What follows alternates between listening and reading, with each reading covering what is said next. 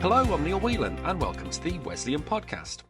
In this episode, brought to you by Wesleyan Financial Services, Head of Dental Iain Stevenson reviews the 2025 autumn budget's impact on dentists, along with Specialist Financial Planner Rebecca Johnson and Regional Manager Neil Richardson. Despite heavy speculation and major feared changes, both before and after the actual speech, they're going to stress the importance of financial planning based on the facts. Key points include extended frozen tax thresholds causing fiscal drag, pension salary sacrifice changes, ISA allowances, minimum wage increases for practices, and the removal of the two-child benefit cap, which offers some financial relief for dentists with young families. As usual, this podcast is for information only and doesn't constitute financial advice. But if you do need to talk to someone about your finances, I'll be back later to tell you how to get in touch with us. But for now, I'll hand you over to Rebecca, Neil, and first up, Iain. Hi, my name is Iain Stevenson. I'm Head of Dental for Wesleyan Financial Services, and I'm delighted to be joined today by Rebecca Johnson, Specialist Financial Planner, and Neil Richardson, Regional Manager. Today we're going to do a review, a discussion around the changes announced in the recent autumn budget in 2025. And the impact that this may have on dentists and their financial planning. So, Neil, if I can turn to you first.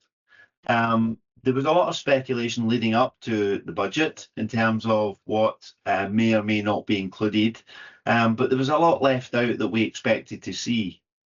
What was your views on that?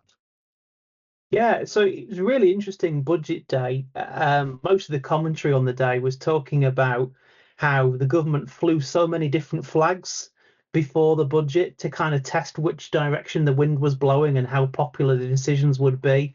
And it was almost at an unprecedented level. And that did create a lot of speculation about what might change. And certainly when we think about what those things were, there was lots of talk about breaking tax on income promises, further changes to national insurance.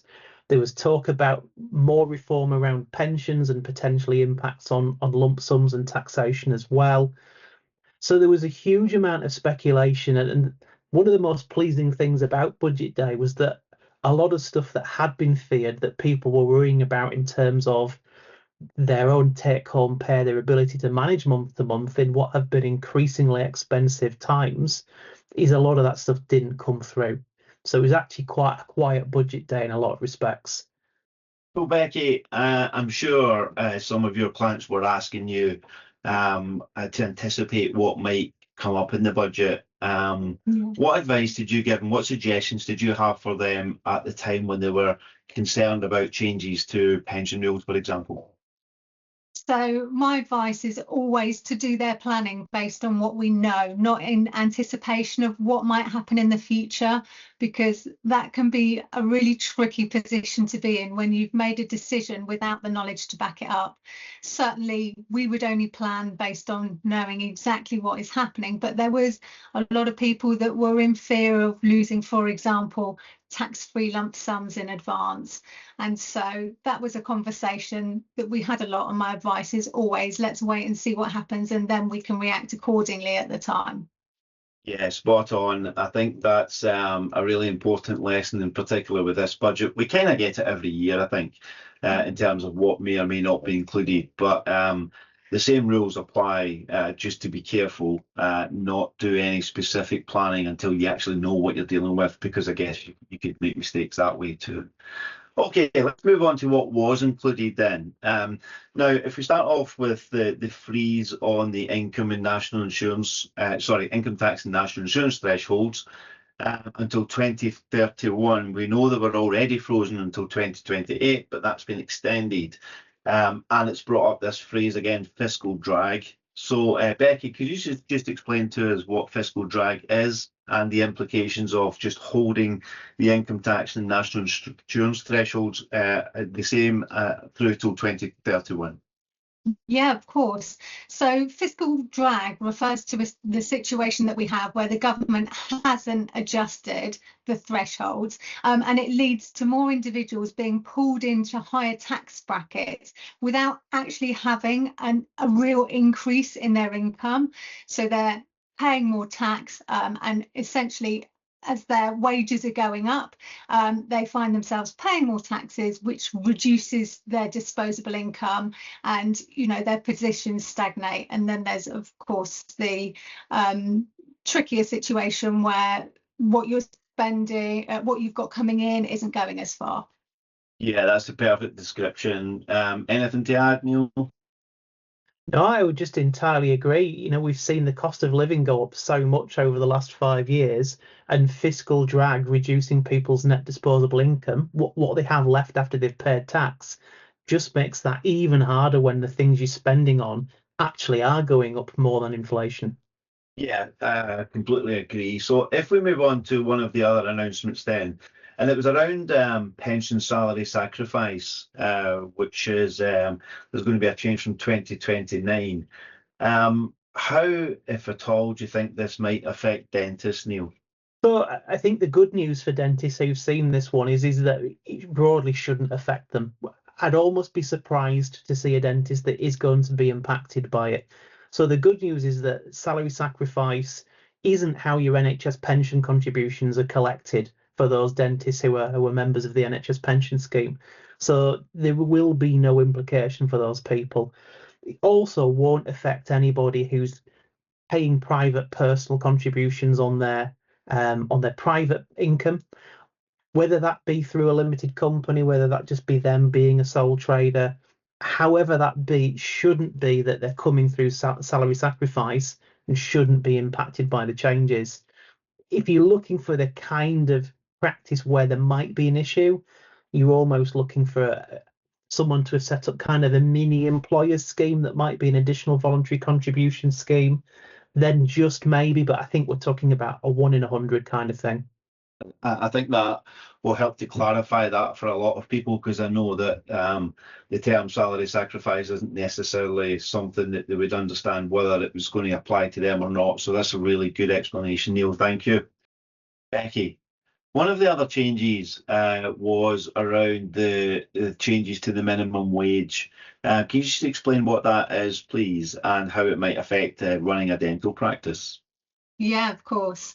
So there's an increase to the national living wage. So it rises from £12.20 an hour, which it is currently, to £12.71 an hour, which is a 4.1% increase. And that takes effect from April 2026. That's for those aged 21 plus. There's also an increase for 18 to 20s to £10.85 as a minimum.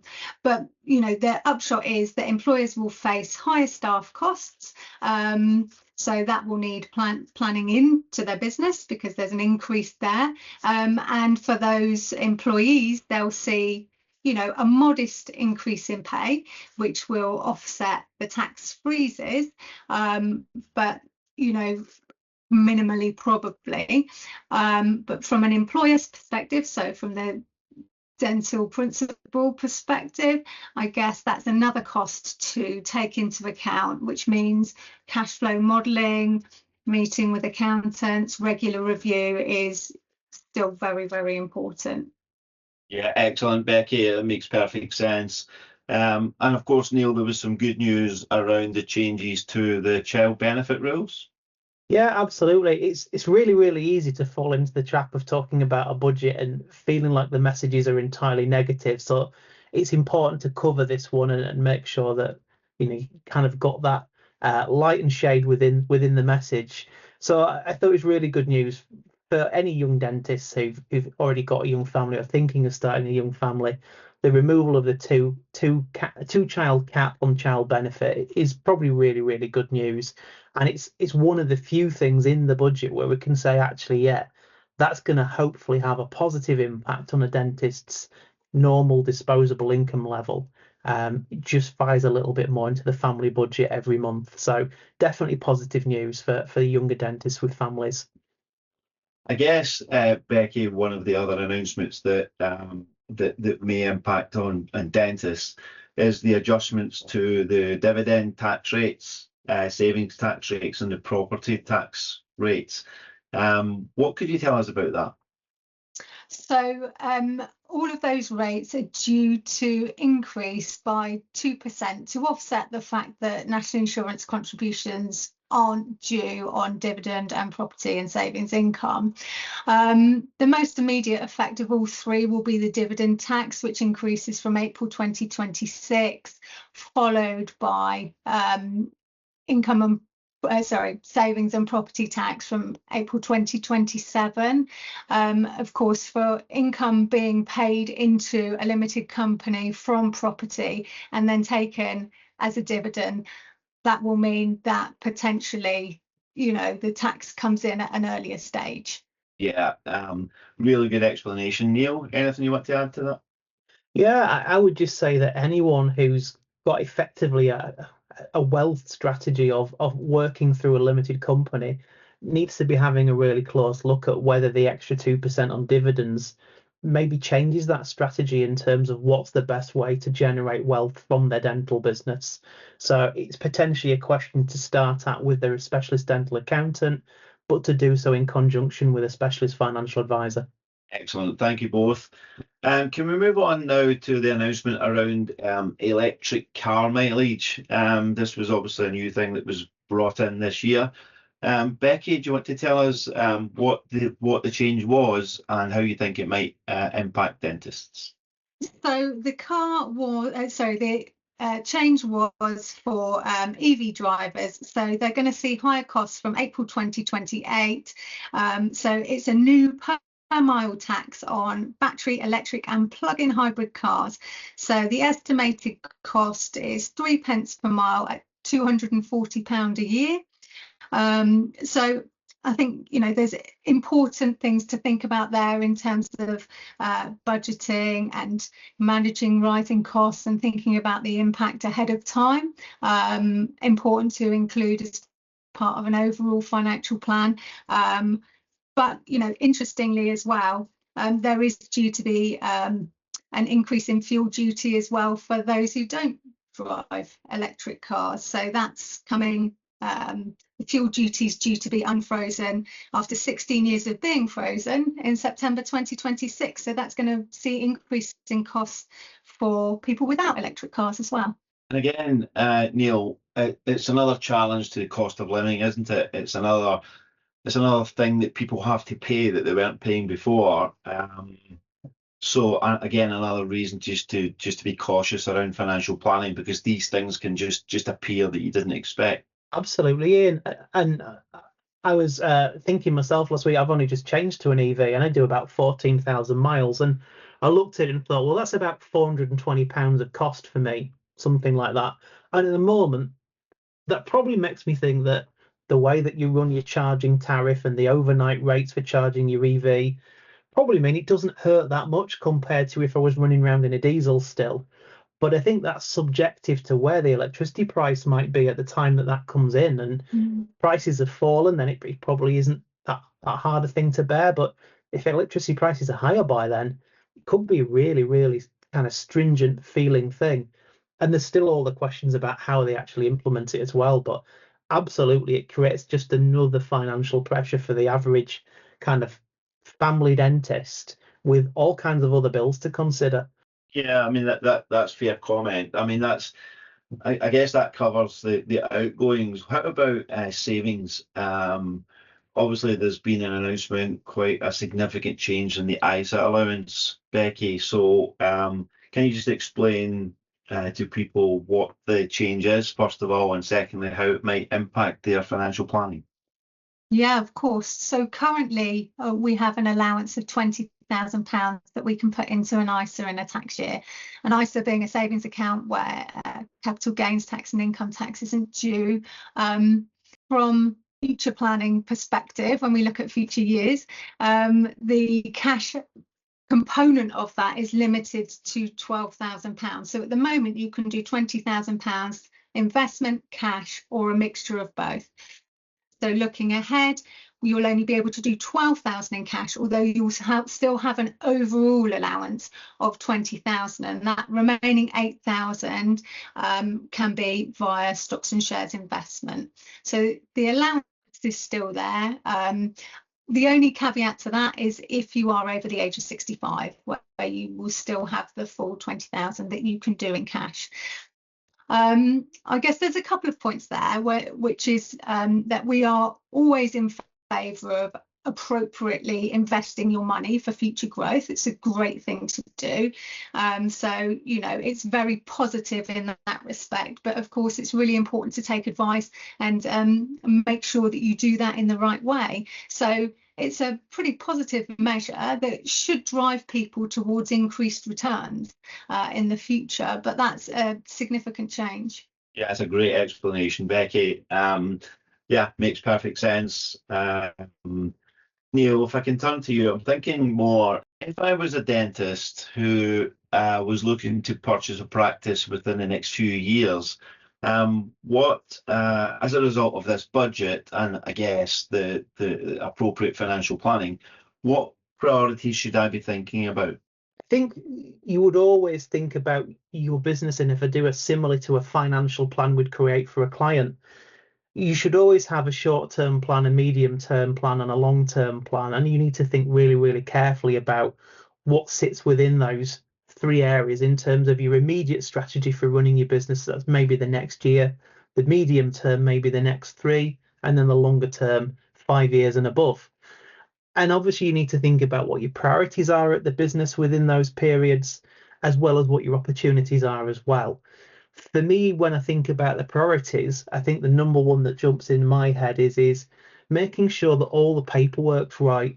So what I mean by that is all the legal agreements have been drawn up by someone with a really good understanding of a dental business, so a specialist, whether that be between the partners of the business, the directors of the business, between the people effectively owning the practice and the people performing the dentistry, so the associates, making sure all that paperwork is really, really thorough, sets out responsibilities, sets out, I suppose, the financial situation between provider and partner and all the other bits and bats as clearly as possible. So that would be priority number one for me. I think secondary after that is to think about what are the things that could impact you financially in the short term. So it's about making sure that you've got the right balance of profitability to ensure that you've got that kind of that healthy fat within the budget to say we could actually override any kind of shocks that we get, any little short-term financial pressures.